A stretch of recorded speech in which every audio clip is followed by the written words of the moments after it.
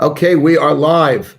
Welcome everyone to the Wildes Cast, the MGE's podcast. I am so excited about our series. The three parts. Live. Welcome everyone. Okay, that's okay. Our three-part series. It's very high tech.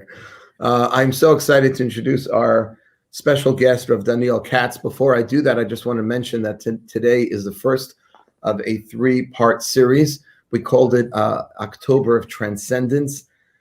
Tonight, this afternoon, or whenever you're listening to this, you'll be dazzled by the pearls of wisdom of Rabbi Doniel Katz. Next week, please God, Rabbi Chaim Miller, and the week after, Rabbi Dr. Jacob J. Schachter. And I am really, really humbled to have all of these incredibly accomplished rabbinic personalities. And we are starting on a high today with Rabbi Doniel Katz, who is formerly an award-winning filmmaker, theater director from Australia, and he is now an internationally sought-after speaker on Kabbalah, Jewish mysticism, on meditation and Hasidic thought. Rabbi Katz is the founder of the Elevation Project, a course on consciousness and meditation from a Torah perspective. I know, even though I haven't had the honor of doing the course myself, I've walked in many times on my son Yosef when he's on his Zoom with Rav Katz and all of his many other students. And I know I'm supposed to sign up and pay, but I want to admit, I just want to come clean, Rav Doniel, that I did listen to some of the Torah here and there coming from Yosef. Bring in the lawyers. Bring in the lawyers.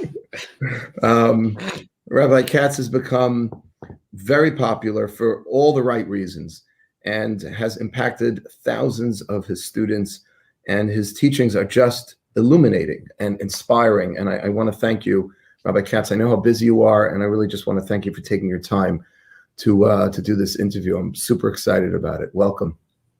It's a pleasure to be here. The truth is, all these podcasts are so weird. And you're a person I'd like to hang out with and just have a coffee and chat together, but we're so busy we never get to do that. So a podcast is an excuse for you and me to chat about stuff.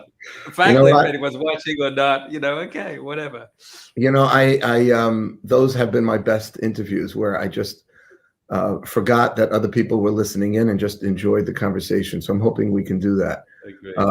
But we don't get you that often. So let's just start. Tell us a little about your background. I know that the life that you are leading today is not necessarily the life in which you were raised. What inspired you to pursue a life of Torah and mitzvot, and ultimately to become a rabbi and a teacher in Israel? Well, the podcast brief version of that, the podcast safe version of that, I was always a theater and film actor and director and writer and auteur, as they say. And my goal was to, make films and get into film school and then go to America and Hollywood and be famous. That was my goal. I'd actually won awards for films I made in Australia. I directed a lot of theater. I was in television commercials. If you're in find online the smart food, the cheese flavored popcorn, it's kind of disgusting. When they launched that in Australia, I was a smart food boy, quite a honor and a privilege. I got to see this. Wait, can you tell me the name of the product? Because I won't post it. I'm pretty sure it's not online, and if it is, I'm going to get my lawyers in for a second time in this meeting. Okay. As if I had lawyers. Smart it was like Australia. That's what I call it, in a past life in the same body. That was probably about 30 years ago. But in brief, I was always a spiritually seeking individual. I was into, everything but Judaism. I was into Buddhism and Hinduism and Sufism and all kind of isms. I never ever thought for a second to look into Judaism, because that's just religious dogma, and who likes that, right, Rabbi? So it was really a very deep spiritual experience that happened to me, a whole kind of spiritual awakening that happened when I was around 24. And that's a whole other discussion, but a very profound spiritual experiences happened one after another over a year. And that really kind of, until then, my trajectory was actually, my films and my theater was very spiritually focused. It was about who are we as humanity, and what is our journey, and what is our destiny, and what does it mean to question our reality, and all these kind of matrix themes. And I always imagined making films about spiritual awakening and making films about people going on mystical experiences, but I kind of didn't really take it seriously for myself. Not enough to put my ego on hold and my Hollywood journey on hold, to really take that sojourn, to enter into that kind of the darkness of the forest, the heart of darkness. Joseph Campbell writes that we have to kind of leave our city and leave our town and journey to the heart of the forest to explore the unknown. And it's that place we discover the infinite ourselves, or the higher knowledge, which we can then return to the city. So I didn't really want to go on that journey myself, but I really wanted to kind of sit at the edge of the forest in the director's chair, and when somebody came out from their journey, kind of buy the rights to their story and turn that into films. And then at a moment of humility, and the big launch of a show that we had, which was very successful, and all hundreds of people coming through, and they were asking me, what are the answers to these deep questions? I was realizing, I would ask the question, but I don't really have answers. And I kind of realized as an artist that was insufficient. And then I had a year of tremendous kind of supernatural experiences happen, which really prompted me to kind of take my own personal journey more serious than the kind of journey to Hollywood and the journey to success on that level. And that created a year of a pivot where I was going to ashrams and doing a lot of things. And the short version of the story is, lo and behold, spoiler alert, I ended up in Jerusalem. I ended up learning here. Wait, and before been here for the last 20 years. Yeah. Can I just jump in? You said that, so you were doing these films and you wanted to find out for yourself, but then you said you had a year of some spiritual, supernatural experiences, which really, I guess, helped close the deal for you. Was that it? I mean certain things happen. Sorry for leading off stage. It begun the deal and closed the deal at the same time. I was first at a Vipassana meditation retreat. It's a very intense 10-day silent meditation retreat, and that was the first time I kind of launched out of my body and I'd learned about these things. The first time I was able to, this idea of what's called the ego death, or bittul yesh in Hasidic texts. Mm-hmm. When I kind of was able to just launch beyond myself and be at one with the universe and look down on all these things I identify to myself and my egos and my pains, and realize, that's the small me, but this is the infinite me. And be able to maintain that for a number of days and over the coming weeks as well. So, that was the beginning of one awakening. But then as things twisted and turned, and that took me on a path, and I began to have even higher experiences than that's probably called out-of-body experiences that weren't even triggered by meditation. And again, it's a long, complex thing, and you have to know each other a little better. If it was really just you and me, Rabbi Wildes, I'd go into it a bit more. But it was really contacting with higher souls and higher forces, and being felt that I was literally told and literally guided. For me, the entrance point was Shabbat. That as a Jew, I had to keep Shabbat, and I was going to be shown how to keep that on a much deeper level. And I was given a gift of a very supernatural experience on Shabbos. And then I was told that I was guided in a very unusual way that's hard to talk about into a path. Once that opened up for me, then I began to really say, what is a reality that we live in where that higher states, those higher worlds, those higher knowings can exist, but most of us aren't aware of them. And I began to become very hungry for ancient wisdom that would just explain that phenomena. Wow. Where did I go, and how did that happen, and can I ever get back there? And I used to think religion was a joke. I always thought spirituality was, spiritual but not religious. But then the truth is that it's religions that have embodied, wisdom traditions from all parts of the world have embodied that kind of higher knowledge. And when you look at what a prophet is not a religious term. It was master meditators. If you study Kabbalah, they were master meditators with very specific techniques that they would consciously access those places and worlds. And then I become hungry for that experience. And once I was able to learn about it, then I wanted to teach that to other people. So that's what ended up bringing me to Jerusalem, was trying to understand that phenomenon in my own life, in the world, to kind of sift through different traditions, which I did, to try and find out which one I felt had the most depth and insight and holistic understanding of these things. And, this is what really took me to the walls of Jerusalem. And how much, if you don't mind me asking, how much was choosing Judaism? You said that you had dabbled in Buddhism and Sufism and Hinduism, and you were into spirituality, just not into religion. How much of finding Judaism per se as a spiritual path was because you knew you were Jewish? Even if you weren't raised observant, you knew you were Jewish? It didn't matter at all to me. It didn't matter at all to me that I was Jewish. There's one Rebbitzin that kept saying to me, if you're exploring all the religions of the world, because you're Jewish, you should explore in your backyard. And I kept saying to her, in my 21, 22. I mean, as rabbis, you and I probably said that to a lot of people a lot of times. Right. And now I understand why it makes sense. But then I was just kind of like, for me, it was literally saying when I was 22 years old, because I'm Australian, I have to find my ultimate path within Australia. Right. And the Australian within me, which is where I was from, I was just like, I wanted to get the heck out of Australia. I wanted to go and see the world. I wanted to go to Tibet. I wanted to go everywhere I could, right, to South America. So why would I be trapped in Australia as a spiritual seeker? Why would I be trapped in Judaism, in gefilte fish, in Holocaust stories?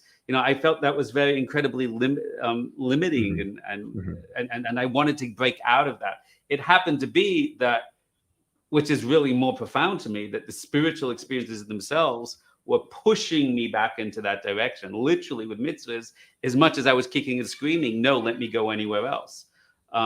So that's just being guided in a deeper way that your limited understanding reality, can't fathom, but it takes you back to where you need to come. And now I just say, thank God, thank God that I was given the gift of being guided, because I don't think I would have had the wisdom or the foresight to be able to choose that for myself. Yeah, well, I mean, that's a more, to me, first of all, thank you for sharing that and getting a little personal. To me, that's more inspiring than, well, I am Jewish, so I might as well look for it in my own backyard. That's not a compelling argument to a lot of my students who want to know, why is Judaism more compelling than Buddhism? Why is Judaism more authentic of a spiritual practice than, Hinduism or any of the other spiritual religious practices out there? So that's quite inspiring. Rabbi Wildes, can we have this go off the script and just compare notes together? Yeah. As a rabbi, and that means not as a job, but as a choosing to inspire people around the world and Jews with Jewish wisdom, right? So I encourage Jews to explore their own backyard background first. For myself, 25 years later, I've now studied Kabbalah and Hasidus and Torah in depth, and I have much more sophisticated things to say on an intellectual level about, what is the Buddhist approach to consciousness? What are its strengths and weaknesses? What's the Torah's strengths and weaknesses? What's the Hindu's approach, strengths and weaknesses? So now I've done the inside work on comparative religion. Now I can argue intellectually the value and uniqueness and properties of Torah. And I think intellectually, that is clear and that is beautiful. It's just the approach that I took in was a hyper intuitive, if you will, that I wasn't aware of that distinction. So now I think empirically you can compare notes and give a good intellectual argument. It's always profound to me that when I teach seminars or retreats around the world, there's many, let's call them, I hate this word, I'm sure you do too, secular Jews that walk in the door and they have deep experiences. You teach them Jewish meditation, and then they'll drop a line, which is such a profound line, which they will say as secular Jews, they had the reform bar mitzvah, bat mitzvah, whatever they had, and then they went off wandering, looking for spirituality, and they had profound experiences in India, and they had profound experience in ashrams. And then they walk into our retreat, and you say, why are you here?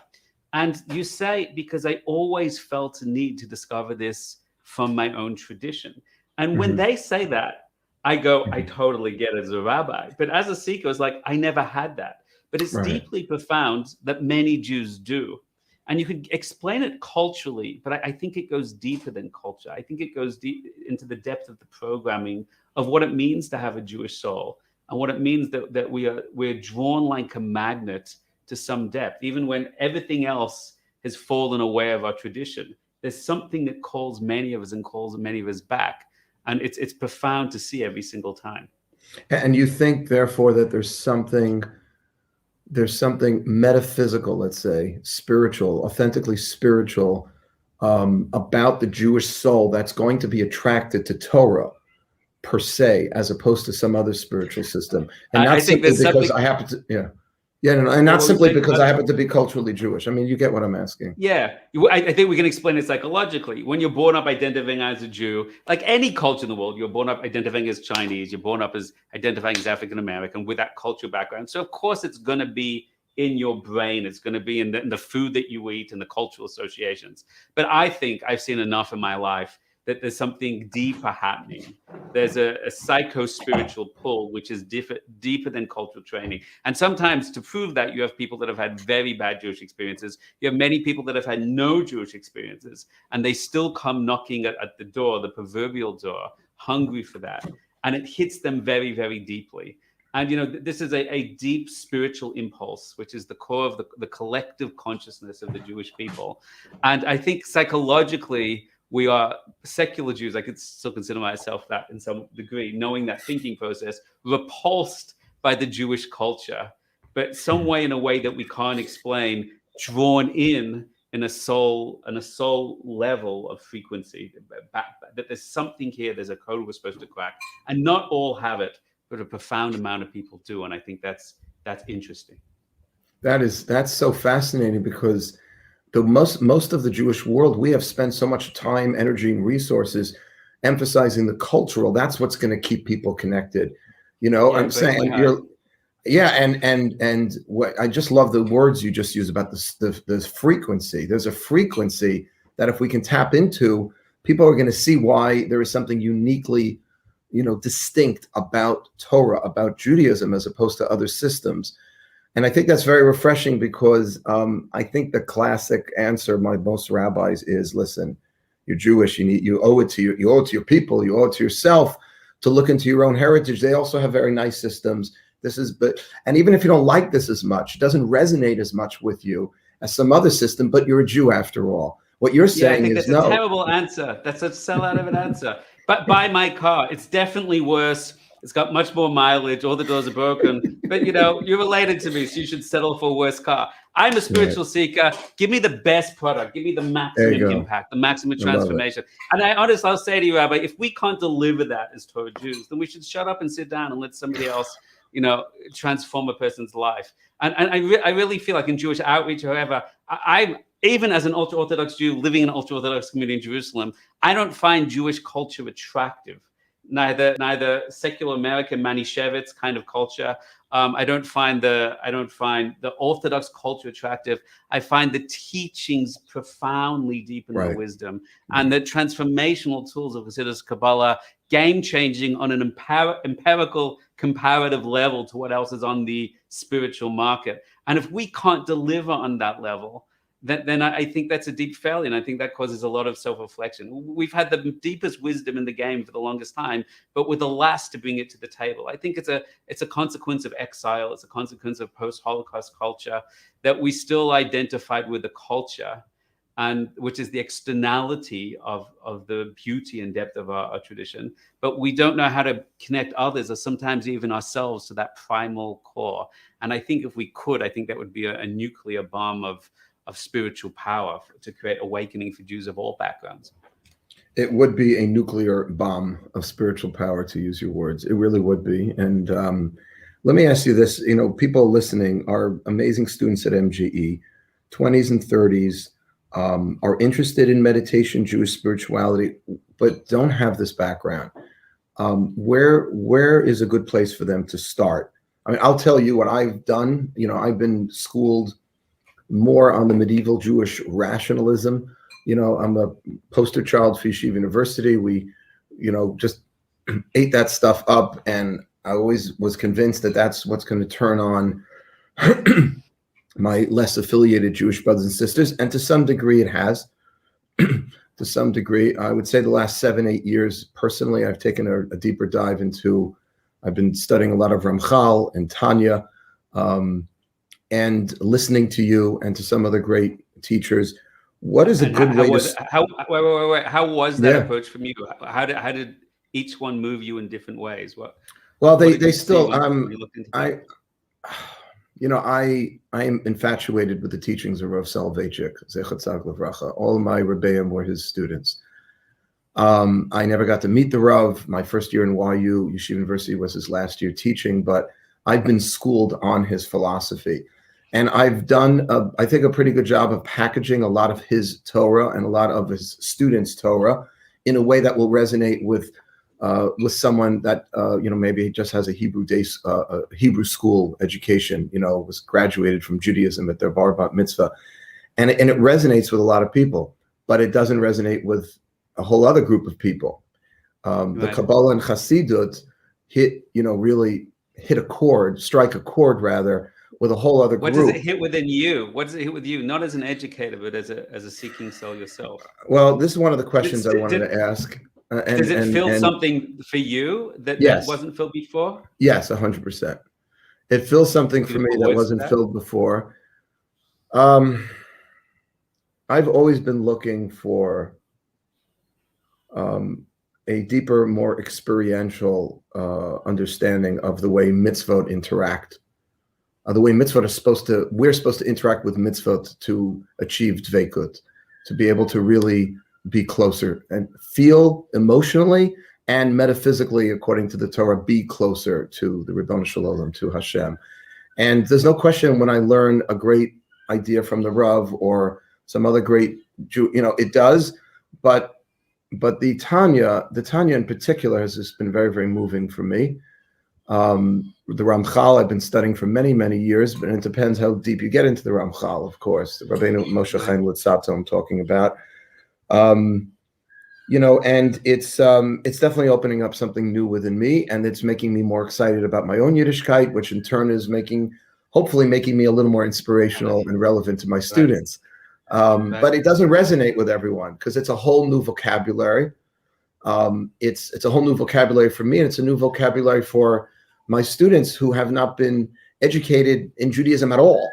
So it would seem sometimes to be the last place to start. Like I need to begin the ABCs, and the ABCs are going to be a little more rational, and so on and so forth. But that doesn't resonate with everyone. So can we have it? I know you've got all these wonderful questions. Can we have a discussion on that? Because I would argue that that is the ABCs. I would argue that's even more of the ABCs, and we're having a discussion as two different educators, both with informed opinions, right? So I find that the language of Jewish philosophy, is that a language of providence? Is it a language of Shabbat? Is it a language of what Matan Torah is? Is it a language of why do good people suffer? There's many languages in that, but there's what is Chassidus at its core? Chassidus at its core was the Baal Shem Tov took all the secrets of reality of Kabbalah, the structure of reality, the physics of reality on the deepest level, and all the Torah and mitzvahs, and he refracted that wisdom through the model of human consciousness. And really it is, and I don't mean to be overly reductionistic, really it's into a model of personal development and consciousness development, personal transformation, and to be able to connect to the highest light and spiritual experiences within us, and to experience that through all of reality. And I believe that is so I'm going to take, in the right corner, left corner, I believe that's a more for Jewish education, a more intuitively obvious beginning point. Because it begins by not saying there's a thing called Shabbos, there's a thing called mezuzah, there's a thing called tefillin, there's a thing called God, all externally. It begins by saying, let us understand your consciousness and your mastery and the duality within you. And let's show you how you can open up to higher experience, higher revelation, higher creativity, higher intuition, deeper meaning in your consciousness. And the Baal Shem Tov literally uses the technique, which basically means if you can understand how your inner consciousness worlds, and being that your inner world is an olam katan, a small universe of the greater whole, then through that you can explore what is your inner Shabbos, which is called Das. What does it mean there's 7 nations and 7 midas, and what does it mean Dveikus, to raise higher consciousness? So I believe the missing piece in our tradition, where Torah and mitzvahs can literally be dogma. A person can, you and I both know, keep all the mitzvahs and have no connection with Hashem or themselves. What I believe is the missing piece in that is that we haven't learned to turn on our own deeper consciousness. And I believe if you give the language to that first, it's a game changer, which will give a person themselves and their divine connection first. And then Torah and mitzvahs after that has a much deeper meaning and context and transformative value. Yeah. So I guess if you're listen, no, I don't disagree. I don't disagree. I think, I don't, it's boring because I was not schooled in that way of thinking. So it would be impossible for an educator like myself or any of my colleagues, most of my colleagues, I would say, to really have that as the starting point, because that wasn't our starting point. It's not it's not even where a lot of us are going. I'm pretty unique, I would say, within the sort of the modern Orthodox rabbinate, to be delving into Tanya and actually be teaching classes in this and so on and so forth. Didn't the Rav learn Tanya and the Rav Yes, in Chabad? I've he seen did. him discussing it. Even There's his no question. Talmidim don't want it from him, and he wanted to give it over, and it was so profound to him. The Rav understood Kabbalah. Did he teach it? I don't think so. There are some great, more recent books that have come out since his Patira, since his passing, that emphasize that ecstasy, the spiritual ecstasy that he did speak about in Ubikashta Misham, which was an incredibly important work of his. You could see it a little in Lonely Man of Faith, which I've been giving that book out to people for years. And you could see it like peppered here and there, but never really taught it, and didn't necessarily. He ordained over 2,000 students at Yeshiva University. He taught them how to learn Lumdus, Gemara. That was his main focus. Now, he did deliver brilliant, over-the-top, brilliant lectures on machshava, on philosophy, and did quote from the Zohar and the Tanya, and you saw that he knew it and he understood it. But that wasn't his task, which was to develop Hasidim, if you will, or experts in Hasidic thought. So I'm grabbing it here, grabbing it there, and now I'm just going right to the books of Kabbalah. But I get why that's a logical place to start. The person in outreach that I know who does that is my dear friend, and I would consider him a mentor as well, Rabbi David Aaron of Israelite, who spent at least 20 years learning Kabbalah and trying to distill a lot of those ideas in a way that could be receptive to a similar audience as ours. Rabbi David Aaron, and he's going to be on the podcast as well. So I would argue, just interesting to see, and I think he's done that beautifully, profoundly, like nobody else. But I think he still keeps it on a theoretical level. Mm-hmm. Do you know what I mean? Like he doesn't literally show you right now how to enter into the Vegas. He doesn't literally show you right now how to transform your fear. Well, he doesn't have to. Right? I think he's made an incredible contribution. But I still feel that final level of, I don't know if we're up to Generation Y, Generation Z. We're starting back at AA, wherever we're up to. AA's probably got the wrong connotation. When I was becoming religious, it was kind of Generation X. And I still think of all of us as Generation X. We're a generation of experience, primarily. And, I would say the Rav will never work in Kiev, who you call the Rav, primarily just because he's too brilliant, right? The ideas are so deep and so profound that it's just not what the generation's holding by. But I think the generation understands experience. If you see the research into psychedelics and what's happening today, if you see what's happened in meditation, that how people want experience and crave experience. So I think Torah has to drop to that level and simultaneously elevate to that level. And that's what I think, whether you're religious or secular, whether you're rich or poor, whether you're black, white, any cliche, any background, this is our consciousness and our struggles of consciousness is what's the ultimate human unifier. And if we can impact there, if Torah can come down to that level, I think that's the thing that everyone's most hungry from. And when you build a person's consciousness and show them how to access their life, I think then Makshava, the deeper wisdom, becomes relevant. And then those paths open up. Because when you give a person themselves, then they're most open to then transcending themselves. Right. So you want to, this is something Yosef has shared with me, your student, my son, about the uniqueness of your talks is the focus on experiential. So let me ask you this, a little more tachlis for the people listening. So what's a good way to start besides, let's say, just signing up for the Elevation Project, which by the way is a great idea, and I completely endorse that. I don't get a commission or anything, but I think I don't get a commission. I think it's really worthwhile. But what would be a good way to open the door to spirituality through Jewish mysticism, and talk to a 25-year-old Jew from that Reform background, or a 54-year-old Orthodox Jew who's been yeshiva educated his whole life? Sure. Maybe the answer is different for those two people. I don't know. I think the answer is fundamentally the same with slight different tweaks to sensitivities in the initial stage.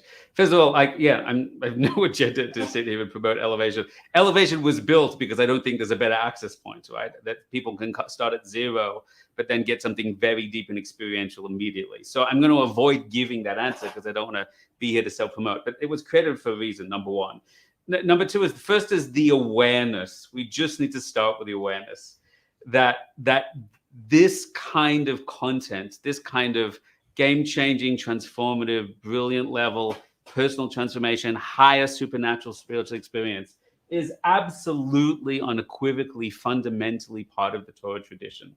It was there through the Hasidic path, through the Litvish path, through the Sephardic path, the prophets themselves. No matter how much yekish or misnagdish you want to be, the prophets themselves were the master of the supernatural spiritual experience.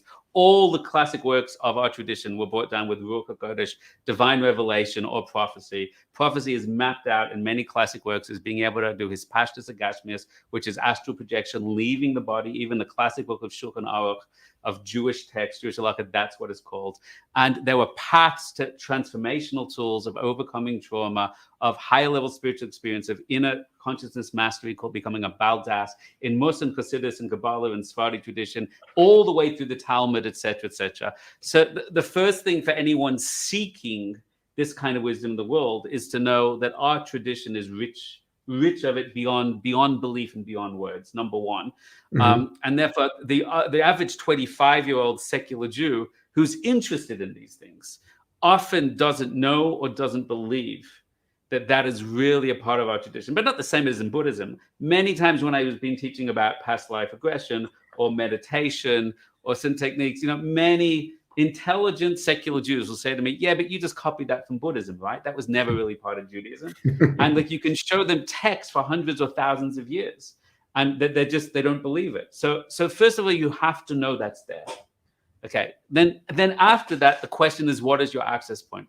Baruch Hashem, thank God we're in, 2021, 2022, whenever people hear this, there are many books out there. You can pick up Aryeh Kaplan's incredible works, which are both academic and just profound on an entry level to understand, just to read theoretically, intellectually, many sources discussing meditation, many sources discussing how the plethora of sources that discuss that in depth in our tradition. So one is to read something like Aryeh Kaplan's work. And which book Aryeh Kaplan? Jewish Meditation? There's a number of books called Jewish Meditation as the entry level. There's Kabbalah for more advanced. There's got some of these on the shelf behind me. Kabbalah and meditation, the Bible and meditation. There's all these kind of books like that. Again, you can check out my classes online. Go to Judaism, Chassidus, Kabbalah, meditation, etc. There are many access points. Again, with no intent to self-promote. But part of it is it's very hard to get. In Jerusalem, I know many ultra-Orthodox rabbis and rabbis that talk about this, but they talk in Yiddish, they talk in Hebrew, they talk with their students, right? So what we wanted to do is create an access point that people can get access to that.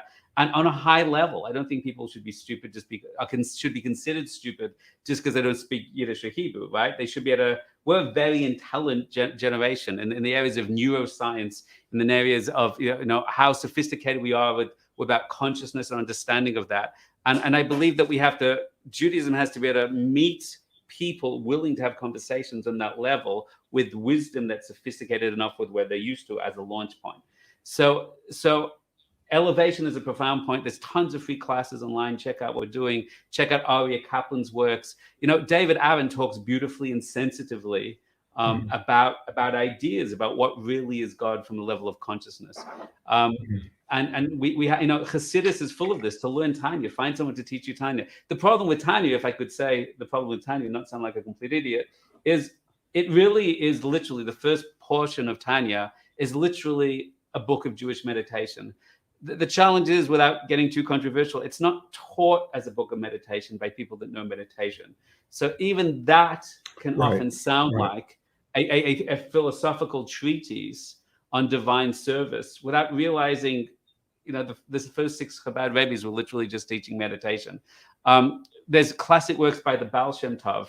One is called Savas Harivash, which is called the Last Testament of the Baal Shem Tov in English. If you can find a good translation Don't ask me what that is, though. It is in English. There is it in English. There are translations in English. They're not often translations on consciousness, but it's also literally profoundly, meditation techniques from beginning to end. He's talking about how to access higher states of consciousness, how to maintain that, how to release pain or fear or doubt that blocks that, how to practice maintaining that state, how to live with equanimity, that when thoughts or fears or doubts come to you, you kind of don't identify with them. If you can find any classes, books in English based on the Pir Zetzner Rebbe, he talks about mindfulness in depth, word for word. Classic the Ish Kodesh, yeah, the Ish Kodesh, and he talks about watching the thoughts come up but not identifying with them, just witnessing with them.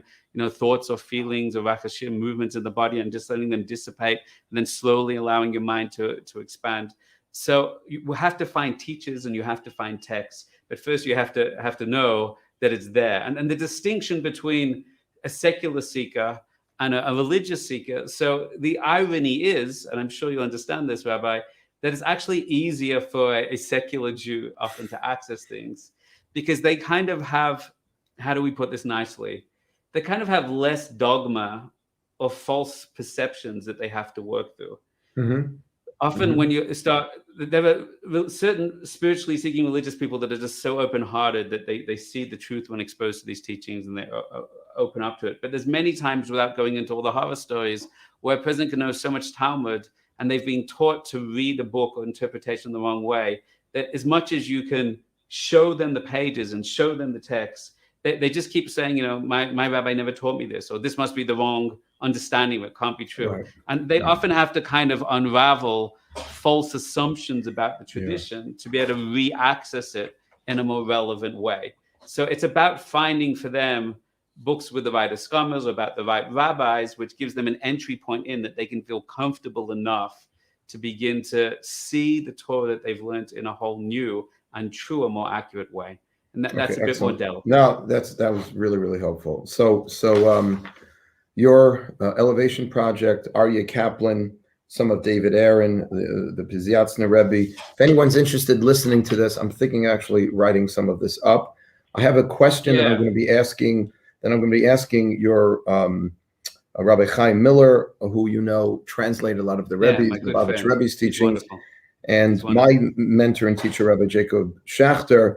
I'm going to be asking him this question, and I really want to hear your answer. How does observing mitzvot, and I know this, you can go on for the next 2 hours on this, but there's a way of distilling, how does observing mitzvot, how are they intended to connect us with Hashem? And if you can maybe give an example or two of a mitzvah and how they're designed to connect us, because I think getting, back into your experiential, in the world of, I've always said Judaism is experiential. I called it Manhattan Jewish Experience. That was purposeful. Okay. Good word.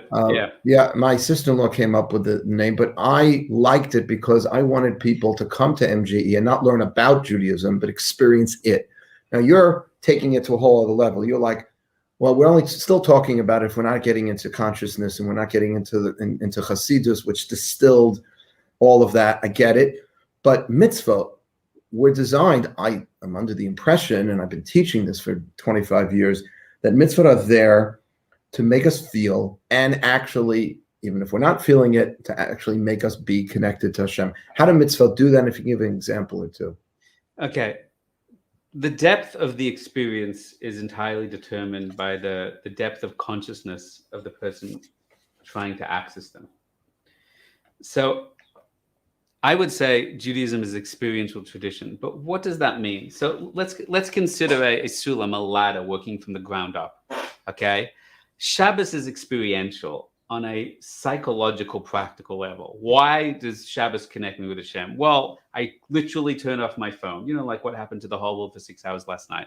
I literally, WhatsApp's not working, Facebook's not working. It's Hashem giving Shabbos to the world. Tamu kitov, taste it and see. So when I put down my phone and I don't buy and sell, and I have a meal with my family, and we spend 24 hours together, I walk in the park and I meditate, whatever, I'm experiencing my family, myself. It's meaningful, right? If I'm with a crowd of Jews, we're playing guitar, we're singing Jewish songs, that's experiential. When I put on tefillin and I think about what is the meaning of the the head tefillin? What is the meaning of the arm tefillin? When I sit around, my wife sits around with the daughters, we light Shabbos candles, and there's light in the house, and we give a blessing to everybody. So, when someone comes to the MJE for Shabbos meal, there's big tables and people are sharing ideas and speaking about their life with gratitude. That's all experiential. But I would say, if you forgive me, there doesn't even need to be a God for that to be a value. They're valuable, good things to do, which add meaning and beauty and connection in life. But you could say that's a connection, number one. So number two is, on the second level experience, is there's a more traditional modern religious response. And I controversially use the term modern, which means that Hashem gave the mitzvahs. And when we do a mitzvah, we are aligning our will with the divine will. That means I want to go outside, wear whatever I want, show all my body to get attention, because when people see how incredibly handsome I are, when I show my body, then people are drawn towards me and I feel happy. And Hashem says, no, there's a thing called modesty. And modesty basically means don't identify and get attention through your body, through your external self, but try and get attention and connection through covering the external, so that when people connect on a deeper level, I have to communicate the depth of who I am and build a deeper meaning. So when I go through life and I say, well, what does my external desire to do? But then I connect in a deeper level to my internal desire, and I connect that to Hashem. That's the modern, controversial statement here, not modern Orthodox. That's the model Orthodox approach, not modern Orthodox, but the Orthodoxy in the modern era approach. That means when I'm doing the divine will, I'm connected to Hashem. When I'm putting on tefillin, Hashem asks me to put on tefillin, and therefore I'm putting on tefillin, and therefore on some level, I'm connecting to the deeper meaning of value of that. That's what I think the Torah world has been doing recently as its main pattern. But there's something else called connection, and there's something else called experience. And that is, in any classic, fundamental, ancient Jewish source, the experience of connection to the divine is called devekus. And what that means is, for lack of a better word, it's a spiritual experience. That means imagine I put on tefillin, and I felt I kind of left my body and accessing higher wisdom and higher consciousness. And suddenly I felt that move from the head all the way into my heart, that I was releasing fear and doubt and shifting me out. Imagine that Shabbos was more than time off, right? More than putting down the phone, more than the beautiful family time. And I'm not taking away that, we're just adding to that. But I actually felt more connected to the infinite on a real-time experiential level as that happened. So there are many mitzvahs that are there to cause us to access higher parts of our consciousness and transform the lower part of our consciousness and transform the world. To do that, here's the rule number one.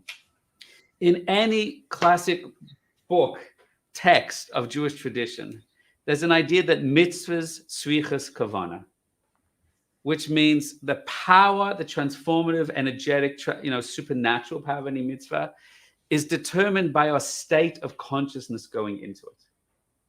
That means, you and I both know, Rabbi, we can keep Shabbos by rote, right? We light the candles, we go to shul, we remember the words, we come home, we yell at the kids, we get to bed, we get up, right? It's for Shabbos can be 3 dinner parties and a couple of long naps, okay? But Shabbos, when you prepare for it and get into the state of consciousness, prayer is literally people mumble all the way through words, and they say, well, I'm doing the mitzvah, so I'm doing it. But if you read every classic work, including halacha, about prayer, the power of the prayer is entirely determined by the yishuv das, the state of consciousness you get into when you clear your mind before prayer, when you bring light in. The Baal Shem Tov says, Rabbi, that you can't pray properly unless you close your eyes first and you see yourself as surrounded by light and divine light that's penetrating into you. And only when you're in that state, he says, then you can say the words. When you begin in a state of light and expanded consciousness, and then you do the mitzvah, suddenly you feel this rush of incredible energy, insight, and wisdom. So the connective, transformational, experiential power of prayer, or any mitzvah of Shabbos, of any mitzvah, of giving tzedakah, of any mitzvah, comes from our ability to connect to the light first and then channel that light through the power of the mitzvah itself. When you pray like that, prayer is transformational. When you keep Shabbos like that, and all the mystics went out for 2 or 3 hours before Shabbos and got into the state and then accepted Shabbos in that state. When you put a mezuzah in your house with that consciousness, that's when it really becomes a transformational, experiential activity of true transcendent power. And thank you. And if you don't have the consciousness, you're not plugged in. You're going through the motions. We do know, right, halachically, that we paskin actually mitzvahs eina tzrichas kavana, maybe the exception of tefillah, that technically, which is bidi eved, right? Which means totally it's not the bidi eved. So it's not the ideal. Obviously, if your mind is somewhere else and you're praying, you're just mumbling the words. But I mean, the Baal Tanya spends a lot of time on this, explaining the efficacy of just the rituals themselves, meaning that there seems to be, at least from the Baal Tanya's perspective, some sort of magic, if you will, to just reciting certain words and performing certain activities. So even if you're not consciously engaged, and even if you don't have that kavanah and you don't have that consciousness, it still seems to be doing something. So I'm trying to drill down a little more. Clearly, if you have the consciousness, clearly, if you have that mindset, you're going to be taken to a whole other place. Can I say something controversial? Yeah. This isn't controversial.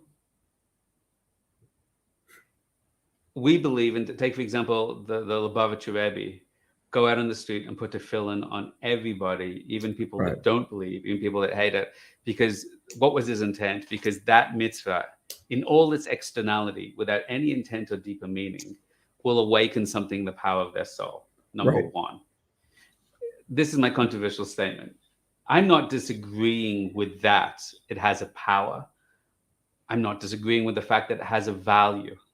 But between you and me, Rabbi Wildes, with assimilation rates skyrocketing, with the amount of Jews today that positively identify with Torah connection and value being the increasing minority, that approach is not enough to create an awakening in the generation and meaning and power that's sustainable for multiple. Of course, 100%. But that's a teaching that is strengthening those that have lost the power in the rush of life and exile to connect, and saying, I want you to know, even when you're tired and exhausted, when you burn out, when you can do no more, I promise you that's having an effect. But when that becomes our overriding philosophy, right now we don't know how to connect on a deeper level, then I believe we have a problem. Yeah, well, and we do have a problem. I agree with that. And I was always very cynical growing up, seeing a Chabadnik out on the street putting tefillin on someone. I'm like, maybe this guy doesn't even believe in God. He's wrapping this leather on the guy's arm. What is he accomplishing? But then I study certain texts. Now, the Baal Tanya, and no one is trying to encourage, mindless religious practice. Right. Obviously, but I'm trying to drill down on the mechanics. That's what I'm interested in. And I want to know how much of a connection we are forging with our Creator, with Hashem, by performing the mitzvah, that the mitzvah itself has this power, like, they say about Yom Kippur, Yitzuma Shel Yom, that there's something about the day itself, or is it it's the approach. Now, the Baal Tanya uses the term wings. He says that you when you do a mitzvah mindlessly, you're still doing the mitzvah, but it has no wings, and it doesn't fly above to the world of Yisira or to the world of it only stays in the world of action here. So I get that. I just think that the reason I'm interested in that and trying to take this apart is not because I want to encourage anyone to approach superficially, to Torah mitzvah superficially. Is I want people to believe that there's something to these mitzvot. I've always believed it, never fully understood it. I've done a lot of research in Tamei HaMitzvot, Sadia going to the Rambam, Kreskis, and so on and so forth. And this mitzvah does this, mitzvah does that. But, the medieval Jewish rationalists were largely symbolic. It's not like you do this, it affects this sphere. Something changes. An angel is born, an angel is killed, it dies. They don't talk in those terms. And that's why I've always felt that, and you see this with Sephardim, that sometimes like Sephardic Jews who come to MG as opposed to Ashkenazic Jews, because they're not as symbolically oriented, they weren't as exposed to the Enlightenment. They have a real neshama, they have a real soul, right? So they really feel like if you do this, that's going to happen. but like They're an not like us Ashkenazi, Ashkenazi white boys. We're like, we're like cynical. We're cynical with like, come on, give me some rational idea that I can wrap my head around. And then, but here's the problem with irrational ideas. And I have colleagues who I get into arguments with about this, but like, if you only believe it has power insofar as it's changing your mindset intellectually, but it's not changing you, and it's not changing the cosmos and the world, and it's, what I'm saying, like, so that's why I want to know about mitzvos. What is happening? Let me mess with you. Let me mess with your vocabulary for a second. I don't believe that rational approach to Judaism is rational. Okay. Imagine me saying, there's not enough light in the room. Rabbi, could you just turn the light switch on? And I say, why is turn the light switch on? Because that'll turn the light on. Say, so why don't you tell me? Why do I have to press the light switch? Well, because when you turn the light switch, it's symbolic of a choice, because we're choosing between down and up. And when you make an inner choice, you feel, do I want to go down and up? And you say, no, I'm choosing towards the light, and rather than going down into the darkness. So that's symbolically, that's not a rational approach. That's an ignorant approach. By the way, your hand gestures were perfect also for those. I've been practicing that all afternoon for the podcast, just for you, Rabbi. That's not a rational approach. When I read those rational sources, again, I'm not mean to be attacking, or just talking in a very core kind of primal level. I find them deeply lacking. Think about quantum mechanics today, right? Think about the observer theory, that the consciousness of the individual can actually affect a particle crashing the quantum wave. Think about all the idea of superstring theory. So these are cause and effect in reality, which is not symbolic. It's It's not symbolic. It's happening. It's real. A science. It's a science of deeper subtlety, of awareness of things that we can't see with the eyes or the ears, but we can understand them theoretically. They're not symbolic. They're not rational explanations. They're understanding the truth of reality. When you turn on the light switch, there's a wire, and there's a thing called a circuit, and that has an effect. So when I hear the rationalists, I don't consider them rationalists. I consider them ignorant scientists, if you will. And I'm not criticizing them as individual works. There's a thing that Kabbalah is called Chochmas HaEmes, which means the wisdom of truth. And I see Kabbalah is literally quantum mechanics. It's literally advanced physics. It's telling you this is not symbolism. Symbolism is not at all spiritually interesting to me. Right? I want to know, is this word having an effect? And what is the system? What are the fields? What are the energies? What is the mechanics at play? So let me jump in right here then. This is such an important conversation. And by the way, you are articulating one of the reasons for such a depleted, energy lacking avodas Hashem in the larger part. I'm just telling you, you're hitting. This is because if you don't believe that something actually is happening and it's purely symbolic, you could just take that. You can finish a sentence yourself, and that's what happens. And unfortunately, that's the way a lot of us were raised in terms of our Judaism and thinking. I don't want to cut you off. Can I just say quickly, parenthetically, if I've been to India and blown out of my body with a spiritual experience, if I've had someone use their hands to energetically heal me and clear me of cancer, if I've had supernatural experiences in my life, and I've seen them all the paths of the world, why the heck should I come to Judaism to do symbolism? Right. When I know there's objective truths which are more real. So it's not interesting to me at that moment. It's not interesting, but the problem is with the I can't use the word rational anymore because you blew that one out of the water. So but for someone who doesn't buy into these things, because I can't see them, Rabbi, I can accept a symbolic explanation, but I can't see this stuff happening. Now, my response to that is, you can't see quantum mechanics. You can't see exactly. Science. All right. So that I always say, I said, listen, can you see yourself thinking right now? You can't see consciousness, but you know what's happening. You can't see neuroscience, right? But it's you appreciate it's an intelligent, rigorous system of thought, that it had its own language, and there's a cause and effect to it. If we understand that, then we can use that to shift a person's consciousness or mind through therapy. But the difference is computers that operate on a different level. Right, but the difference is even though you can't see quantum physics and you can't see these things, you can see the end result, because engineers are actually using these things to power things. You can't see that in Judaism. That's the problem. One second. Well, you might feel something. One second. You could feel something. But then you get into the whole, you get the whole issue. Well, a lot of people in other religions are feeling things too. And then it becomes this subjective, whose feelings are more authentic than the other. In other words, well, I mean, tell me, how can you see it then? How can you see the cause and effect? Because I've been telling people, and I believe it, I do think there's a cause and effect. I think the effect is much greater when you have proper kavanah, but I'm demonstrating that there's power in mitzvot by saying that something is happening even if you're not feeling it. But I can't see it, Rabbi. I don't see it. I don't see the difference. I have to use my five senses. That's all I can use to perceive reality. And you're telling me to just believe that something's happening that I can't see. No, I never say believe. Believe is one of my least favorite words, as much as a rational approach is the least favorite word. First of all, I can joggle and say this is a proof of quantum mechanics. I don't know if this parable is going to work.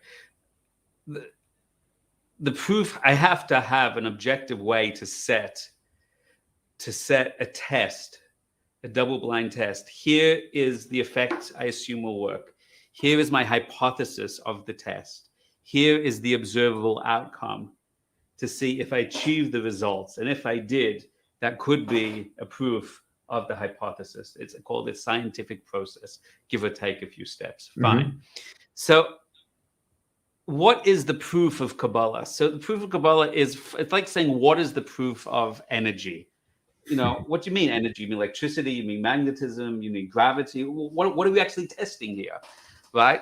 So we need to play a test. I could take a test in marriage. I can say and I do classes on this. You show me any marriage in the world that has issues, meaning all of us. I'm going to show you the Kabbalistic model of masculine and feminine. It's going to explain exactly what's happening in a relationship, but exactly how to fix it, right? And if you show that, we've done this, hundreds of people, we did this twice in New York, hundreds of people in the audience, here's your relationships, their jaw hits the floor, because Kabbalah maps out exactly the model of masculine and feminine energy, exactly the issues go wrong, and exactly how to align them. So I could show you that in the area of relationships. Today, there's researchers doing studies, scientific researchers. I flew to San Diego to meet one of these guys. His name is Dr. Bill Benston, and he shows that hands-on healing can cure cancer.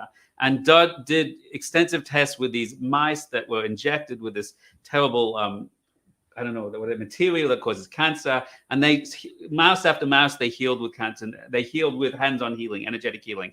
We have countless sources in the Torah that talk about hands-on healing. We have Moses gave Yeshua smicha. He put his hands on his head, gave him some of his consciousness and transformed it. From Tanakh, from Chassidus, from Kabbalah, from the Svardim, they all use hands to bless and to physically heal, and they taught each other that tradition. And in Kabbalah, it discusses what do the hands represent, that the consciousness comes down through the hands. And today in science and cutting-edge science, you begin to see how a person's consciousness can heal and affect another person's body. In meditation, I don't need you to believe that you have a feeling. The litmus test of meditation being success is not that you have a positive feeling. You can have a positive feeling on lots of things. But to see that a person can overcome lifetime of trauma and pain by accessing a certain state, which is written in Kabbalistic textbooks, shows you in that area it has an effect. So, the question is, what are we looking to test? Right. And which field, and how do we apply it, and how do we test that, and how do we validate that? So you're saying, and this is a very solid answer, thank you. You're saying the effect will be on the marriage if the couple is having issues, and through a study of the Kabbalistic masculine versus feminine categories and all that, we can then help this couple break through with a problem, and it's based on this Kabbalah teaching. Or let's say the other example you just gave. Is it predictive? Is it repeatable? Is it all these points that we give to a scientific study? The healing someone with cancer through energy and so on and so forth, and you can demonstrate, you can isolate the variable, then you have an effect. And I think that would be, I don't think people have that perception of spiritual practices in general or Kabbalah in particular. I think it would be great. That would be an awesome book to read. To have. I'd love to read it too. Go. Well, meaning of here are the following 10 deep Kabbalah ideas embedded within Jewish tradition that had this effect on these actual people in life, because they did A, B, and C based on the writings of the Zohar and so on and so forth of Kabbalah. Now their marriage is better. now they're healed from this. Empirical spirituality. That's what the Yeah, generations up. Show me that's that a, this works, it's effective. What are the systems based on? How Rabbi, does science I'm telling you, align Rabbi, that? yeah, I know you have plenty of extra time, but that's your new book. No, I do Empirical. have a whole book of this. Like I've been No, but that's a collecting it for great title. I'm not going to use it. You got intellectual property what's on the it. term? Empirical Judaism? Empirical spirituality. That's great. Or Sold. Go buy the URL. I'm telling you, because We'll go into business together. people are doubtful, they're skeptical, and even people raised in the Orthodox community have not been taught that there's a cause and effect to these mitzvot. The effect of these mitzvot are on the way you think, on it influences the way you behave, which is true, which is nice, but nothing changes in the world, in the Kabbalah, in the spheres. That there are these different. That's why I love that's why I love this, because there's a system. And by the way, Rabbi Aaron also uses the word science a lot. He doesn't really get into the particulars too much. This mitzvah does this mitzvah does that, but he uses the analogy of, if you open up like an old transistor radio and you the back and you see all these little different things, and you're like, I don't understand how this is kind of picking up on some sort of frequency. All I know is I turn it over and I open up, I put the volume, and I can listen to the ball game. Okay, but how is that working? He says, well, there's a science to that, but nobody gets into that. And I think, I think if we got into that, and because I've been making cases for mitzvahs my whole life, but it's always been Shabbos is going to allow you not just to turn off the technology. There's some deeper stuff, but it's not a cause and effect spiritual effect on your soul, connected to God. It's vekos, and I just think the more I want to learn more about that, because first of all, I'm personally interested in that, and I think I've seen it resonates with my students. Let me. There's so many examples. It resonates with me, and I'm also really excited about it because I think it's the future. I'll give you another of 1,000 examples. But I have students around the world coming to me. You teach meditation. I've learned about the law of attraction, the power of manifesting. Is there any sources of that in Torah? And before I can say yes, like they say, well, I spoke to so many people. They said, no, it's a voda zarah, it's idol worship, it doesn't belong. There's literally, I've personally seen countless sources, which I've collected, that they literally call it the koyach hamoshech, the power of drawing to you. It's in the Zohar explicitly. It's in Kabbalah and Chassidus in depth. And Rabbi Nachman literally says you have to close your eyes. You have to separate from this world. You have to visually imagine in detail. He goes through word how it works. We took in the Elevation online program, we took about 20 students. We do a weekly webinar, and we did about 6 to 8 weeks. It turned out about 40 days, teaching them the course, teaching them the techniques, and just going through it. How's it the same and how's it different from the law of attraction as you know it? Going through reading all the classic texts in Judaism and practicing it. And everybody had to choose something at the end, at the beginning. They had to be very specific about it. They had to say it out loud, so they couldn't later on say it happened. And at the end of 8 weeks, I can't remember the exact number, but over 80% of the group had it happen in a miraculous way to them. Now, I was shocked. I was teaching the course. I was shocked at how real it was. But it is a reality. It's a real thing. It's called tefillah, done prayer, and done the right way. So this is something which is predicted. If you do this, if you enter the state of consciousness called the vekas, if you visualize it in this way, if you do it consistently for a period of time, then you can manifest it. And that's something empirical that we saw. If we can't deliver on that level, then we're left with rational Judaism, believing parables, stories. I enjoy Shabbos because it's quality family time, which is beautiful and wonderful. I don't believe that's enough to inspire and sustain the next generation. No, it's not. That's the challenge. Wow. This is amazing. I can't believe the hour is over already. You didn't get to any of your questions. I sent you 17 questions. I think I got through 3. I'm sorry. Okay. Can I ask you one? Forget about the audience. We'll continue in a cafe sometime. Yes, I'm here. Yeah, we'll continue. I mean, this was unbelievable. I want to ask one. You just talked about the law of attraction here. Any just quick insights? MG's 20s and 30s, so it's a big social mess. Okay. I don't. That's the technical term for your organization. No. Yeah. Well, Bli Einhar, we have 344 people who have met and married to the organization. I'm very, very proud of that. But I think relationships are getting more complicated, more difficult in the Orthodox community, outside of Orthodox community. I don't think it matters. Any insights into how I can guide my students to better navigate their relationship building, whether they're seeking to meet someone and get married, or they're already in a marriage, that you can, or it could be a book, it could be a certain lecture of yours that I'll post if you want. If this is too much of a on one foot kind of question, I just feel it would be great. I did put on, how did you propose to your wife and how did you know she was the one? I don't know if you want to fuse that with your answer or they're just two different things. Wow, you're just loading it up. Let's assume they're two different things for now. I'm focusing on the first one. I mean, this is one of the questions. There's so much to say. It's the beginning of a podcast, not the end of the podcast. At the end of the day, there's a line that the Baal Shem Tov says, which is the whole world is a spiegel. Spiegel words a mirror. Mm-hmm. And at the end of the day, most marriages fall apart is because a couple can live together for decades and still never see the other person, never know the other person. The reason that people make bad decisions in choosing their partner is because they never once see the other person. They only see a projection of themselves back at themselves. And to the degree that you have ego, to the degree that you have fear of rejection, that you seek validation, that you want approval, that you want a trophy husband or wife, all the insecurities and desires and ego that we carry blinds us. Desire blinds our capacity to see the truth in the world and also in the other.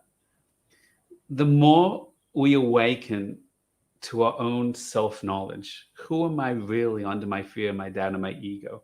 One of the challenging things that I know from my 20s and 30s, and everyone that gets a little older realizes this, is these are sometimes lost years where we have so much energy and we have so many things. This is what I want to do, and this is my goal. This is what my wife's going to look like, my husband's going to look like, and this is the job I'm going to get, the car I'm going to get, the house I'm going to get.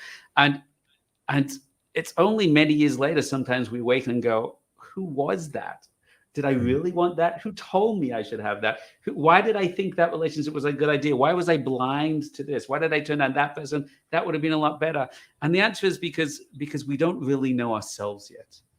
There's many times, especially when we do retreats and seminars, people come in, they want an appointment with me because, rabbis, as you know very well, we can answer everybody's questions all of the time because we're prophets, right? Absolutely. So like more often than not, people come to you and they sit in front of you and they ask questions and like they've tried to get an appointment with you for months and you just sit there like, how am I going to help this person? I don't know.